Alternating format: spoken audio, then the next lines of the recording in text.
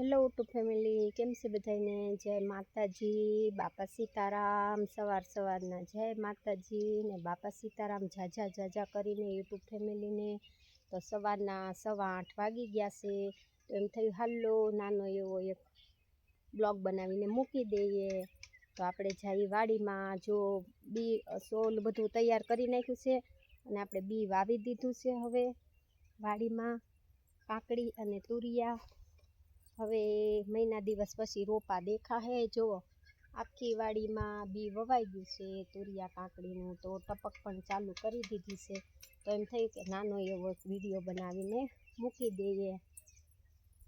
જો આખી વાડીમાં વવાઈ ગયું છે બી. આ બાજુ કરી છે કાકડી અને ઓલી બાજુ કર્યા છે તુરિયા. આ બાજુ બધી તુરિયા કર્યા છે. જુઓ ઓલી બાજુ તુરિયા કર્યા છે ને આ બાજુ કાકડી કરી છે. એમ થયું કે નાનો એક વિડીયો બનાવીને મૂકી દઈ. 2 દિવસ થા બી સોંપતા થા તો બી સોંપાઈ ગયું છે. અને આજે પવન નથી તો એમ થયું અત્યારે મેં એક બ્લોગ બનાવી નાખી, કેમ કે વાડીઓમાં રહીને તો પવન બહુ જ ઉડે. 9 વાગે એટલે પવન એટલો ઉઠશે ને તો કાંઈ કામ કરવાનું મન નહીં થાય, એટલો પવન ઉડે. આજે પવન નથી ઉડ્યો, શાંત છે હજી. એમ થયું નાનો એવો બ્લોગ બનાવીને મૂકી દઈ. આ છે અમારું ગામડું. જો ગામડાની રોનક કેવી હોય, સરસ. સવારમાં તો આટલી શાંત હોય ને એકદમ બધું.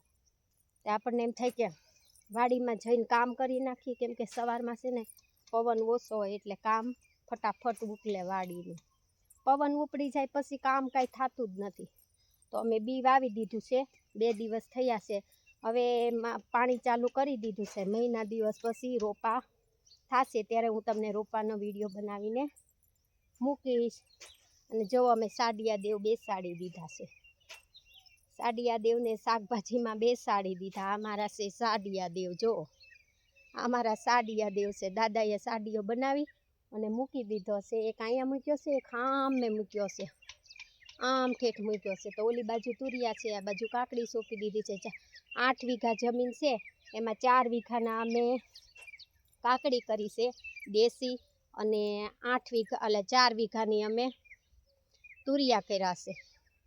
તો બસ હવે મહિના દિવસ પછી રોપા ઉગશે. ત્યાં સુધી તો પાણી ચાલુ રહે અને કાંઈ આમાં કાંઈ ખડ તો થાય નહીં, કેમ કે આ છે ને ટપક ઉપર છે એટલે આમાં ખડ ન થાય સાઈડ પર જ્યાં પાણી નીકળી ગયું હોય ને ત્યાં થોડું થાય. અને ઘણી પડી મગફળી વણ તો બહુ મગફળી બગડી ગઈ છે, તે થોડા ઘણા અરોડા ઉગશે. બહુ આમ વાંધો ન આવે આમાં, કેમ કે આમાં ટપક પદ્ધતિ હોય એટલે પાણી તો અંદર જ જવાનું હોય કાગળની અંદર, એટલે આમાં કાંઈ બહુ ખાસ ખડ કે એવું તો ઉગશે નહીં.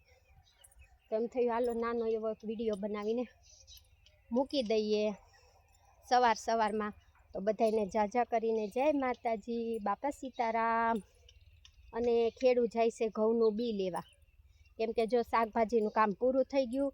તો ખેડૂ કહે છે હવે ઘઉં વાવવાના છે, શાકભાજીનું કામ કાલે પૂરું થઈ ગયું છે કમ્પ્લેટ. નળી બળી ગોઠવાઈ ગઈ છે, પાણી ચાલુ કરી દીધું છે. આમાં પાણી પણ ચાલુ થઈ ગયું છે. તો ખેડૂ કે હું આજે ઘઉંનું બી લઈ આવું અને કાલે કટર આવે તો આજે કટર આવશે અને કાલે ઘઉં વવાય તો વાવી દેવાશે. કેમ કે અત્યારે કાંઈ બહુ નક્કી ન હોય, ટ્રેક્ટર નવરા નથી કોઈના, એટલે આજ ને કાલ કર્યા કરે, એટલે 2 દિવસ લેટે થઈ જાય. કે બી આવી ગયું હોય તો બી ખાતર તો ઘઉં વવાઈ જાય ને, એટલે ખેડૂ જાય છે ઘઉંનું બી લેવા. છોકરા વહી ગયા છે સ્કૂલે, કામ બધું ઘરે પડ્યું છે. તો એમ થયું હાલો નાનો એવો બ્લોગ બનાવીને મૂકી દઈએ સવારમાં. અને વાડીની કંઈક છે ને ગામડાની રોનક જ અલગ હોય. અમે ખુદ ગામડે રહી છીએ ને તો અમારે સવારમાં તો એટલું શાંત લાગે ને, કેમ કે જો સવારમાં ગામડામાં વહેલું જાગી જવાનું હોય, કામ હોય, ખેતીનું કામ હોય, ઘરનું કામ હોય.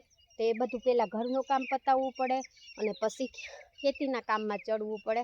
તો જુઓ કેવા સરસ દાદા સૂર્ય દાદા પણ અમારે સૂર્ય દાદાનો પ્રકાશ કેવો સરસ છે જો.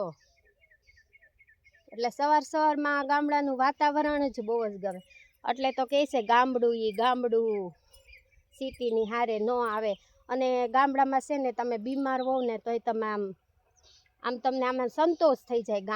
ગામડું એવું છે. અમે રહી છીએ ને અમે વખાણ કરીએ એવું નથી, પણ ગામડાની રોનક જ અલગ છે. આપણે આમ શાંતિ જ થઈ જાય ગામડામાં, કેમ કે એકદમ શાંત હોય ગામડામાં, બહુ ઘોંઘાટ ન હોય ગામડામાં.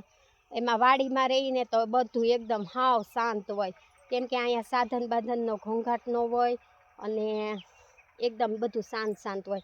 તો ગામડું એ ગામડું. એટલે તો કહેવત છે ગામડાની કે રઢિયાળું મારું ગામડું. હું રઢિયાળું મારું ગામ, કોક દી બનો ને મહેમાન. હે આપે મીઠો આવકારો ને કરે રે સન્માન.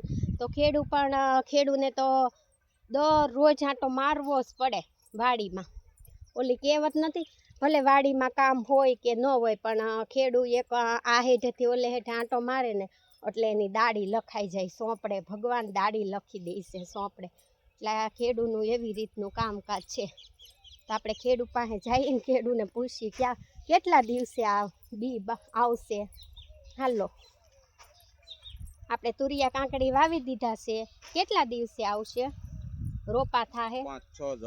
5-6 દિવસે રોપા નીકળવા મળશે. એટલે 2-2 પાંદડે નીકળે, પછી તો મહિનો દી થાય એટલે તો એવા સરસ આમ ઘેરા થઈ જાય ફૂલડા. કેમ આવ્યા હોય એવી રીતના 6-6, 7-7, 5-5 પાંદડે કાંકડી તુરિયા નીકળી જાય. પછી મહિનો દી થાય ને એટલે તો વેલા પણ હાલવા મળશે. પછી અમે વિડીયો મૂકી દેવું, વેલા હાલશે ને એટલે તેમ થયું હાલો નાનો એવો વિડીયો બનાવી નાખી. અને છે ને આમાં વેલા આવશે ને તો અત્યારે કેવું ખાલું ખાલું લાગે છે બધું તમને, પણ જ્યારે વેલા થઈ જાય ને તો એવું સરસ લાગશે, આમ હરિયાળી હરિયાળી લાગશે.